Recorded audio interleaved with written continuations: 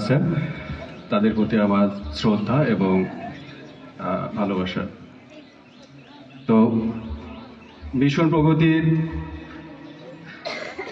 যারা আছেন, আমি কিছু উপদেশমূলক পরামর্শ দিব, আমি আশা করব তোমরা একটু নোট করবা। প্রথমত সভাপতি মুবিন যে বিষয়গুলো বলল, এর বাইরে আমার কয়েকটি বিষয় আছে। বিশেষ করে তোমাদের যে সমিতির নাম ইংরেজিতে, আমাদের গ্রামের খুব সাধারণ লোকগুলোই শর্টকাট ওয়ার্ডে জানতে চায় যে মানব কল্যাণ বা সমাজ কল্যাণ। তোমাদের কাছে হয়তো ভালো লাগছে, আমার কাছে মনে হচ্ছে একটু বাংলাতে সহজ সরল নাম হলে মনে হয় ভালো হয়। দ্বিতীয়ত, এখানে সবচেয়ে গুরুত্বপূর্ণ আমি যেটা মনে করি, গার্জেনদেরকে ডাকা এবং গার্জেনদেরকে মোটিভেট করা। আমার মোটিভেশন, আমি সবচেয়ে যেটা ভাবি, শিক্ষাক্ষেত্রে আমাদের টিচার বা অন্যান্য সকলের কাছ থেকে আমার মোটিভেশন এসছে, সবচেয়ে বড় মোটিভেশন ছিল আমার বাবা। এখানে আমার পরিবর্তে আমার বাবা যদি থাকতো, আমি সবচেয়ে বেশি খুশি হতাম।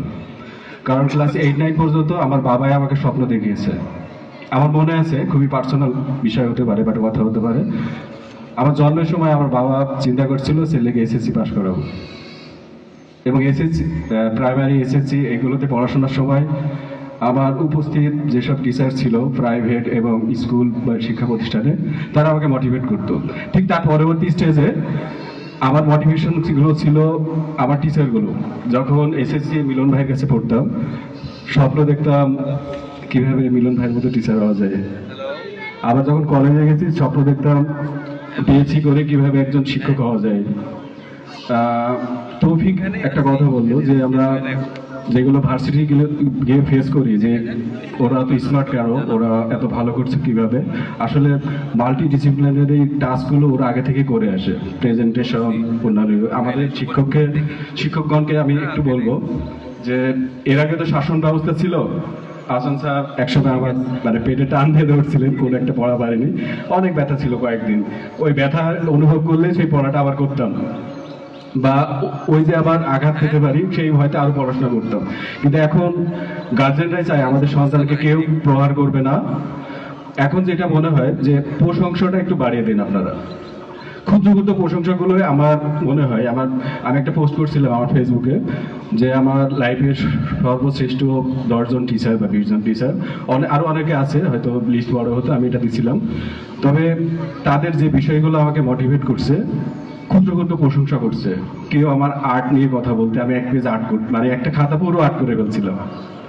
আমার কোনো টিচার বলতো যে তুমি তো অনেক ভালো করছো, অনেক বড় জায়গায় যাবা, অনেক বড় কিছু করবা, তখন আমি আরো মোটিভেটেড হতাম। টিচারদের ক্ষুদ্র ক্ষুদ্র স্বপ্ন দেখানো, সেইগুলো আরো বেশি মোটিভেট করে, উৎসাহ প্রদান করা। এখন শাসনের পরিবর্তে উৎসাহ এবং তাদেরকে মোটিভেট করার জন্য তাদের প্রত্যেকটা কাজের ক্ষুদ্র ক্ষুদ্র কাজগুলো যাতে আরো বেশি মোটিভেট করে। সবাই পড়াশোনায় ভালো হবে এমন না, আপনি পরামর্শ দিতে পারেন বিজনেসের, পরামর্শ দিতে পারেন সে ভালো আর্ট করতে পারে, গান করতে পারে। মানে আমাদের গ্রামের যে ডেভেলপমেন্টটা শুধুমাত্র শিক্ষা, চাকরি করতেছে এগুলো না, ওভারঅল একজন বিজনেসম্যানও অনেক ভালো ইম্প্যাক্ট ফেলছে। একজন ধর্মীয় শিক্ষক, সেও অনেক ভালো মোটিভেট করছে। এটা তো দুইটা পরামর্শ থাকলো সভাপতি সাহেবের, একটা হচ্ছে সমিতির নাম নিয়ে, আর দ্বিতীয় হচ্ছে অভিভাবকদের কিভাবে মোটিভেট করা যায়। এখন সবচেয়ে বড় সমস্যাটা আমি দেখছি যে বিদেশে পাঠানো খুব সহজে, ক্লাস 8-9 পরে মানে জাস্ট আমার পাসপোর্টে 18 বছর বয়স হলে বিদেশে পাঠিয়ে দেবো। এবং আমরা এটা অনেক ফেস করছি, আমাদের সমাজ কল্যাণ সমিতি ছিল, বোঝাতে যাই, তারা আমাদের বলে তুমি কি করছো লাইফে, মানে আমি কতটুকু ইনকাম করেছি বা আমি এখনো সরকারি চাকরি পেয়েছি কিনা। তবে এই ধরনের কথাগুলো যারা বলে তাদের সাথে রাফলি ব্যবহার করবেন আমার মনে হয়। আমাদের পাশের বাড়ি এক চাচা ছিল, আমার বক্তব্য একটু লেট হতে পারে কারণ আমি ফর্মাল কোনো বক্তব্য দিচ্ছি না, জাস্ট আমার মনে যেটা আসছে সেটাই বলছি। যেমন আমার এক আঙ্কেল জিজ্ঞেস করছে, তখন আমি মনে হয় 2-1টা সরকারি চাকরি দিয়েছি, ওই 4-5টাই দিয়েছি, আমি পড়াশোনা খুব কম ছিল এবং ইচ্ছা ছিল ভার্সিটি টিচার হবো, সেটাও হয়তো হয়েছি পরে প্রাইভেটে। তো এক চাচা বলছে কয়েকজন সরকারি চাকরি পেয়েছে, তোমার কবে হবে, এখন হয়নি কেন? আমার চাকরি পেয়েছি একটা কথা। মানে একটু প্রতিবাদমূলক বক্তব্য যদি আপনি না দেন, অথবা আপনার দুর্বলতা যদি প্রকাশ করেন যে আঙ্কেল দোয়া করেন আমার জন্য, খুব টেনশনে আছি বা আমার আর্থিক সংকটে আছি, চাকরি পাচ্ছি না, তাহলে আপনাকে আরো পেড়ে বলবে। প্রত্যেকটা কাজে আপনার পরিকল্পনা, পরিশ্রম এইগুলো গোপন রাখবেন। যারা জুনিয়র আছে, ইনফরমালি বলছি, মোটিভেশন হচ্ছে আপনার পরিকল্পনা, পরিশ্রম গোপনে রাখবেন, শুধু প্রকাশ করবেন হচ্ছে আমি কি হয়েছে। আপনার পরিচয় দেওয়ার দরকার নাই যে আমি কি করি, আপনাকে খুঁজে নেবে যে সে কি চাকরি করে বা কি। গ্রামে যে 5-6 জন চাকরি পেয়েছে, তার চাকরি পাওয়ার আগে হয়তো অনেকে চিন্তা হয় না তাকে, কিন্তু পরবর্তীতে খুঁজে নেয়। অর্থাৎ আমার পরিচয় দেওয়ার দরকার নাই যে আমি কি করি, কি হয়েছে, তারা খুঁজে নেবে।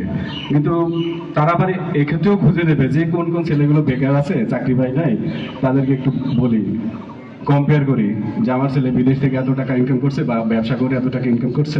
এটা দ্বিতীয়ত, তৌফিক যেটা বললো যে আমাদের শিক্ষা ব্যবস্থায় একটু প্রবলেম আছে, সেটা আমাদের পরিবেশ হোক বা অন্যান্য বিষয় হোক।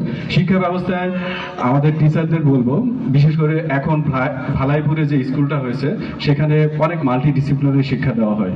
আপনারা একটু চিন্তা করবেন যে কিভাবে ভিন্ন ভিন্ন ক্যাটাগরিতে স্টুডেন্টকে মেধাবী করা যায়। সেটা সাংস্কৃতিক হতে পারে, ধর্মীয় হতে পারে, বিভিন্ন আর্ট হতে পারে, অথবা খেলাধুলার ক্ষেত্রে। একটু ডিবেটটা আমরা ভার্সিটি আগ পর্যন্ত বুঝি নাই ডিবেটটা কি। অনেক সুন্দর বক্তব্য দিতাম, কত ফাস্টলি অল্প সময়ে বক্তব্য দিচ্ছে, কিন্তু আমরা ভার্সিটিতে গিয়েও সেই সাহসটা করতে পারি না। এই যে জুলাই আন্দোলনের যে বিষয়গুলো আছে, যারা ফ্রন্ট লাইনে আছে তারা অলমোস্ট এই ধরনের ডিবেটিং এগুলোতে আসছে, সেটা ছাত্র শিবির থেকে হোক বা সাধারণ ছাত্রছাত্রী থেকে হোক। তো এইগুলো আরেকটা বিষয় হচ্ছে যোগাযোগ করা। আমার বক্তব্যটা অনেক মোটিভেশন টাইপের হয়ে যাচ্ছে। যোগাযোগ ইনক্রিজ করা এবং যোগাযোগ কমানো, দুইটা বিষয় আমি বলবো। ইনক্রিজ করবেন সেই সকল যোগাযোগগুলো প্রত্যেকটা লেভেলের মানুষের সাথে যেন আমার যোগাযোগ থাকে। এখানে উপস্থিত মিলন ভাই আছেন, মুনির চাচা আছেন, হাসান চাচা আছেন, এদেরকে গ্রামের সবাই চিনে, গ্রামের সবাই চিনে। তো চিনে এই কারণে তারা প্রত্যেকটা লেভেলে মানুষের সাথে মিশে, খেলাধুলা হোক, শিক্ষা হোক। তো আমার মনে হয় প্রত্যেকটা মানুষের সাথে যোগাযোগ করবেন। মানুষের থেকে ছাড়া অন্যান্য শিক্ষা প্রতিষ্ঠানে আপনারা আরো বেশি শেখাতে পারবেন না। সো মানুষ থেকে শিখতে হবে। দ্বিতীয়ত হচ্ছে যোগাযোগ কমানোর বিষয়, যেটা বললাম, আপনার সারা দিনে একটা মানুষের 2-3 জন মানুষের সাথে খুব ভালোভাবে মিশলে হয়। আপনার যে খুব ভালো মানুষের সাথে মিশলে যে আপনি ভালো মোটিভেশন পাবেন এমন না। মোটামুটি যাদের কাছ থেকে আপনার মোটিভেশনটা পান, আপনার কাজের প্রশংসা করে, আপনার ভুলগুলো ধরিয়ে দেয়, গঠনমূলক সমালোচনা করে, এমন মানুষের সাথে মিশবেন। তাহলে দেখবেন যে আপনার সময়গুলো ভালো মতো ইউটিলাইজ হচ্ছে এবং দীর্ঘমেয়াদে একটা ভালো ফলাফলের দিকে যাবে। দ্বিতীয়ত হচ্ছে মাদক নিয়ে অনেকে কথা বললেন, আমি অল্প 2-1 লাইন বলবো। সেটা হচ্ছে মাদক নিরাময়ের প্রসেসগুলো আমাদের জানতে হবে। মূলত হচ্ছে মাদক যেগুলোতে খুব অ্যাভেলেবল হচ্ছে সেগুলো আপনারা খোঁজ নেন। আমারও মোটামুটি প্রশাসনিক বা বিভিন্ন জায়গায় চাকরির সুবাদে হোক অনেক পরিচিত মানুষ আছে।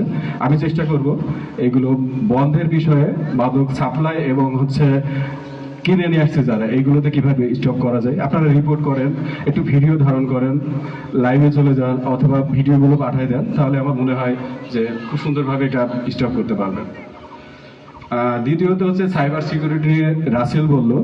তো এখন মোবাইলের ব্যবহার এবং হ্যাকিং এর যে বিষয়গুলো, আমার মনে হয় একটু ভিজুয়ালাইজ প্রেজেন্টেশন দিয়ে গার্জেন প্লাস যারা এই ধরনের ইয়েতে অভ্যস্ত, ব্যাড ইউজে অবস্থা, তাদেরকে একটু দেখানোর পরিকল্পনা থাকলে আমার মনে হয় ভালো হয়। আর যেহেতু আমি বাইরে আছি, বাইরে যাওয়ার বিষয়ে আমি যেটা দেখি, বিশেষ করে ইন্টারমিডিয়েট পাস করে যদি কেউ বাইরে যেতে চায়, অলমোস্ট সবারই আইএলটিএস স্কোর ভালো থাকে। প্রতিযোগিতার পার্থক্য হচ্ছে আপনার ইন্টারন্যাশনাল এক্সট্রা কারিকুলাম অ্যাক্টিভিটি যদি থাকে।